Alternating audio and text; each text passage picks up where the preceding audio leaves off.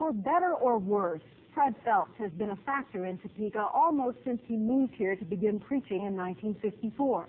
Most of us know Phelps and his large family as catalysts for controversy in politics, civil rights, and most recently, the crusade against the practices and rights of homosexuals. 13's Jim Doblin has been taking a long, hard look at the Phelps family and its impact on Topeka. He joins us now for the first in a series of special Team 13 reports on the Phelps factor. Mary, to understand the Phelps factor, we begin with the family patriarch, Pastor Fred Phelps, Sr., because clearly he is the linchpin of the Phelps' logic, both the families and the Westboro Baptist churches. Some say he has near complete control over both.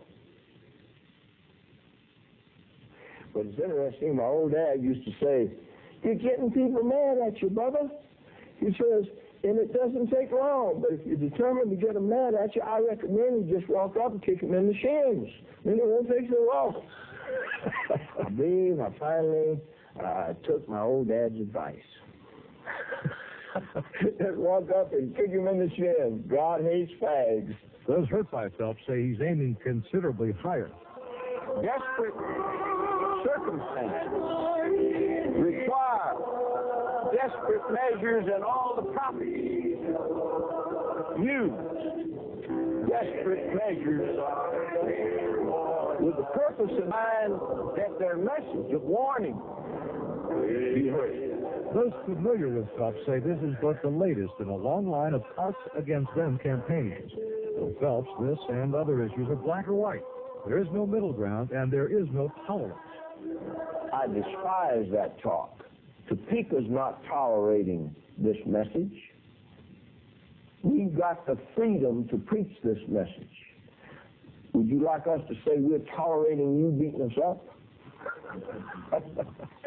It's amazing to me that we're still going there, that we haven't been hurt bad, and none of us really have been hurt bad, but we have been attacked and our signs have been broken, all that sort of thing.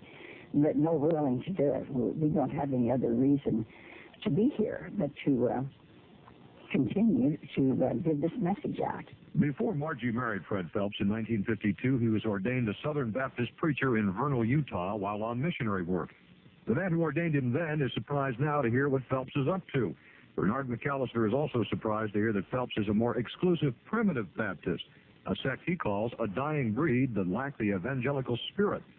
Phelps' preaching against sexual promiscuity actually began in the early 50s on college campuses, where his outdoor sermons against premarital petting threatened to land him in jail and prompted his young audience to wonder about his sanity. He moved to Topeka with his wife in 1954 and opened the Westboro Baptist Church a year later. Phelps claims membership off and on through the years of anywhere from 50 to 125, but the most recent corporate records from the Secretary of State's office show a membership of 29. Most of them are family, either by blood or marriage. He has 13 children and more than 30 grandchildren. The nonprofit corporation shows a net worth of $118,000. Said, I don't own this property. You knew that, didn't you? The church.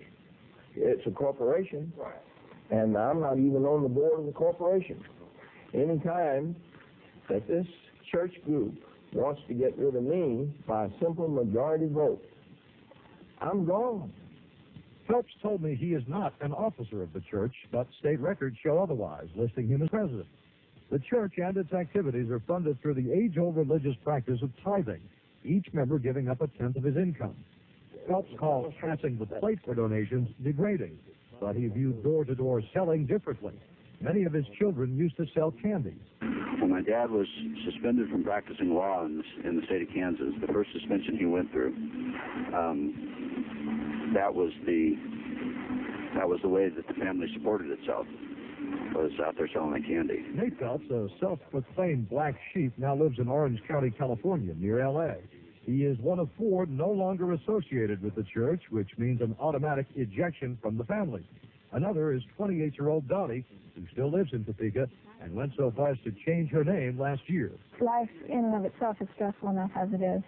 To place yourself in controversy consistently, you know, it's stressful and it wears you down, and I just don't agree with that manner of doing things.